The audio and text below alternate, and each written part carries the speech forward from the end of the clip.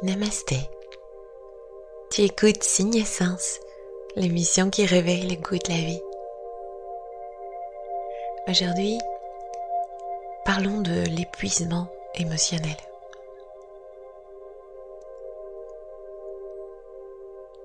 Qu'est-ce que c'est ? L'épuisement émotionnel résulte beaucoup d'un stress accumulé, que ce soit dans la vie personnelle ou professionnelle, d'une combinaison des deux parfois. C'est aussi un des signes de l'épuisement professionnel. Les personnes qui en souffrent peuvent avoir l'impression qu'elles n'ont aucun pouvoir ou plus aucun contrôle sur ce qui se passe dans leur vie, par exemple, peuvent se sentir coincées, piégées dans des situations. Ce qu'on va observer souvent, c'est un manque d'énergie, manque de sommeil, une baisse de motivation qui peuvent rendre difficile le fait de surmonter cette fatigue tout à coup qui vient rogner un peu les batteries au niveau de l'émotion. Avec le temps, c'est un état chronique, bien entendu, mais qui peut causer des dommages plus permanents à la santé. Et là, ça devient plus important quand même à observer comme phénomène.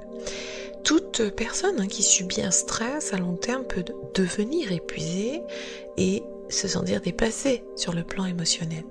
Dans les moments difficiles, cet épuisement peut surprendre, mais il n'est pas trop tard pour, quand on l'observe, soit demander de l'aide, se faire soutenir, chercher de la ressource en tout cas.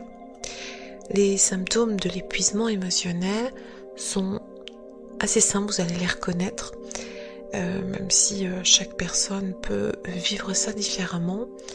Très souvent, on retrouve par exemple un manque de motivation.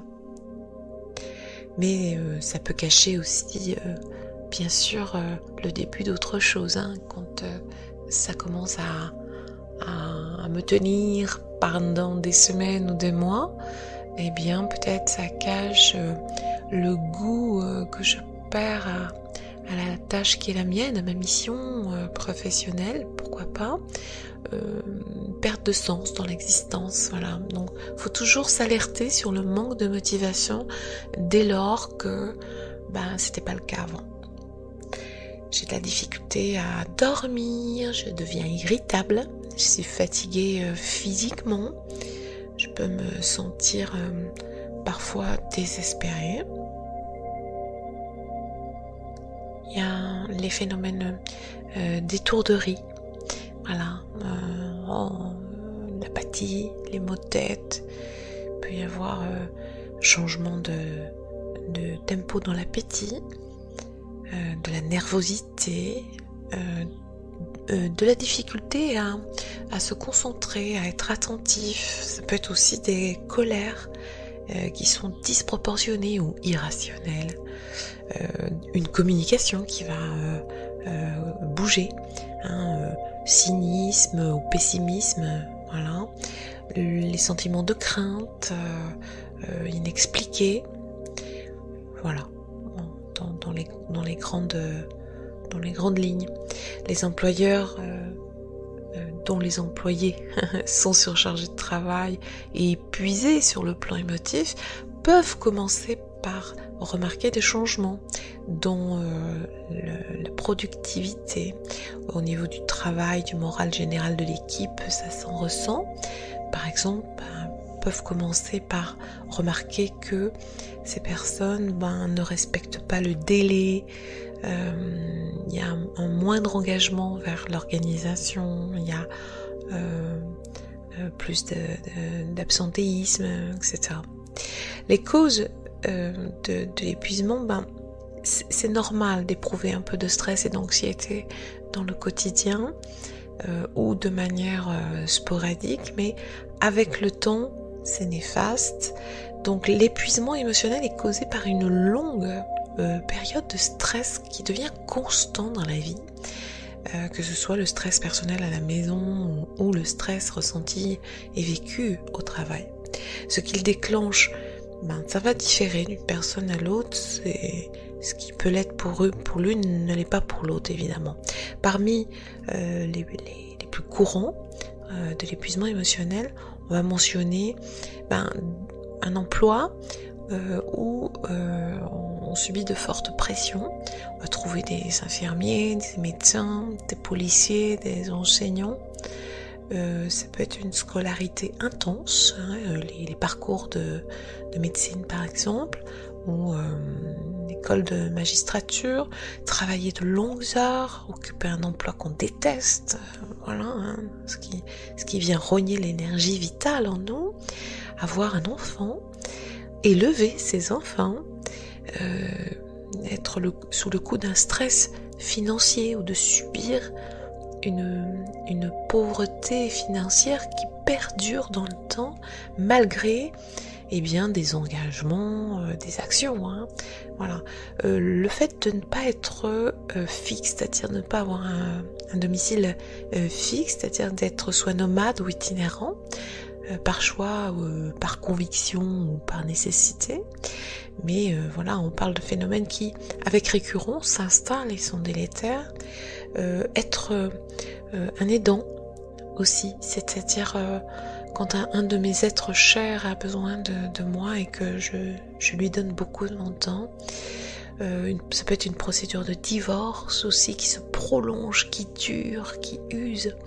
Le décès d'un membre de la famille ou d'un ami, vivre avec une maladie, une blessure chronique, par exemple. Alors, comment traiter, j'allais dire, l'épuisement émotionnel?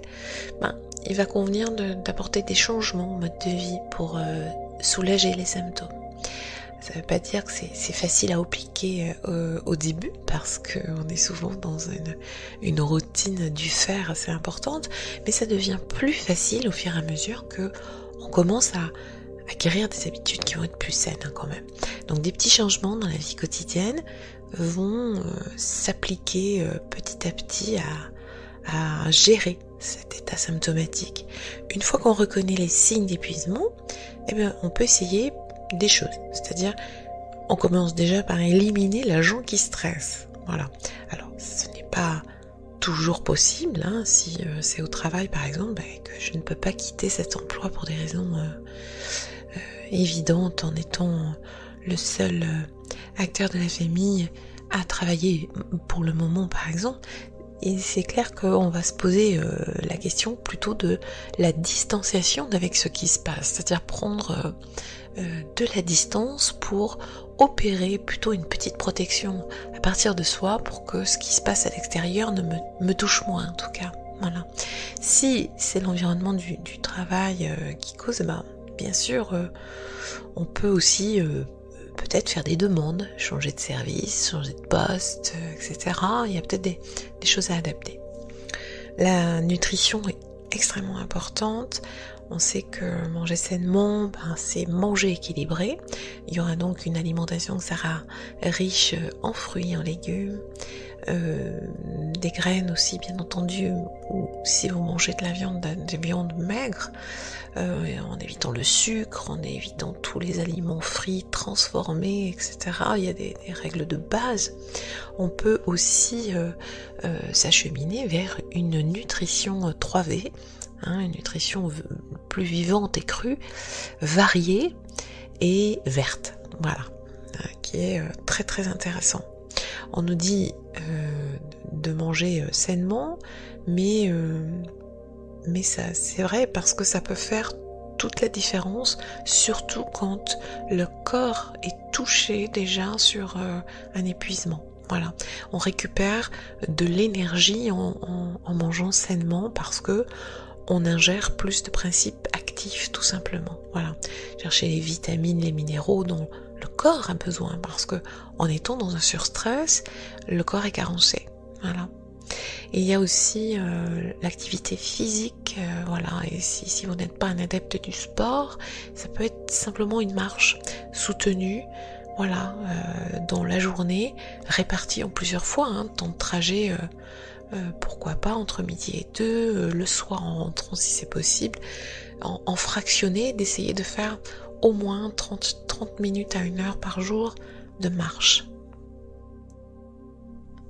Je peux vous conseiller aussi de limiter la consommation d'alcool qui n'est pas très bénéfique aux cellules de notre corps. Voilà. Dormir suffisamment, bien entendu, le sommeil c'est la vie.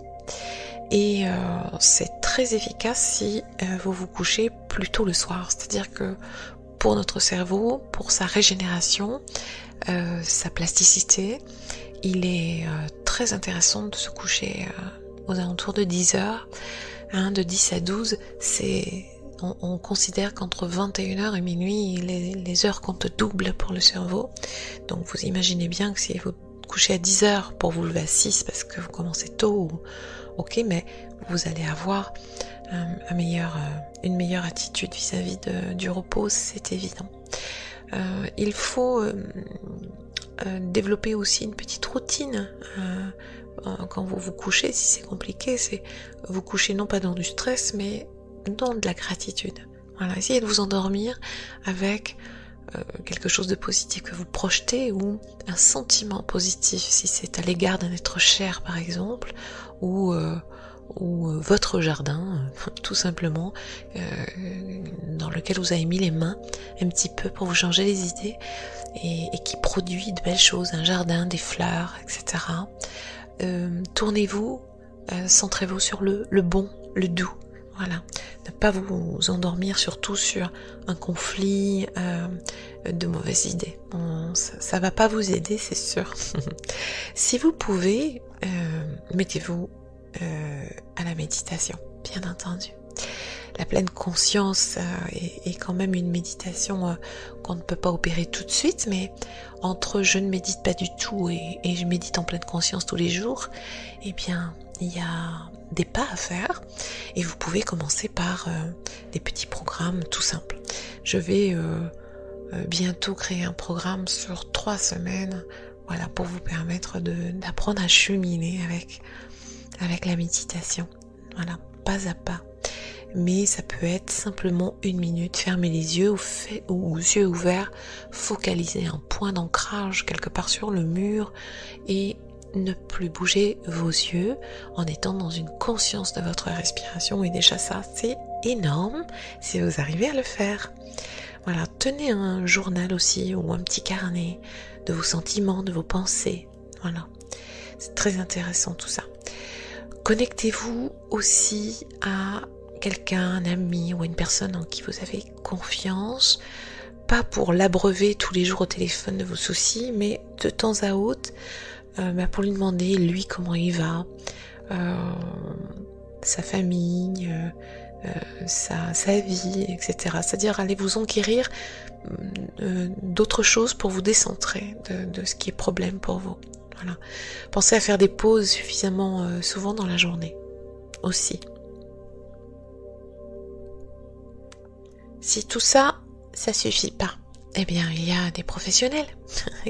Voilà, nous sommes là pour vous aider à traverser des périodes comme celle-ci. Choisissez un thérapeute formé au TCC, aux thérapies cognitives et comportementales, qui est une forme de psychothérapie, de méditation aussi, formé à la méditation, à l'approche d'intelligence émotionnelle, parce que c'est une approche dont vous avez besoin quand on est dans cette forme d'épuisement. Vous pouvez bien sûr en parler à votre médecin de famille si vous avez un joli lien et une écoute au sein de laquelle il ne vous prescrira pas forcément, j'espère, un médicament tout de suite, mais plutôt une visite chez un thérapeute, de vous relâcher, peut-être de vous arrêter un petit peu si vous êtes épuisé, voilà, hein, mais ça peut faire partie du bagage. Les perspectives, le stress qui est responsable de l'épuisement émotionnel expose quand même à un risque d'épuisement total si vous ne faites rien. Donc ça peut entraîner des problèmes de santé, hein. Ça va affecter, le stress qui est chronique affecte le système immunitaire, le cœur et le métabolisme en général. Donc ça va vous positionner en danger sur une hypertension artérielle donc ce qui va augmenter le risque de maladie cardiaque, de rhume ou d'infection, de prise de poids, d'insomnie. Il y a un vieillissement prématuré aussi, alors que la joie et la paix, une vie tranquille et paisible, augure plutôt d'un ralentissement. Voilà, le fait de s'inquiéter, d'être dans la crainte en permanence. Voilà. Donc, l'épuisement, émotionnel, c'est quelque chose dont on peut s'occuper. Et le mieux, c'est de changer peut-être votre mode de vie aussi, si vous n'y êtes pas, mais que vous voulez l'éviter. Voilà. Si vous n'êtes pas en mesure de l'éliminer tout de suite, profitez des ressources disponibles. Voilà.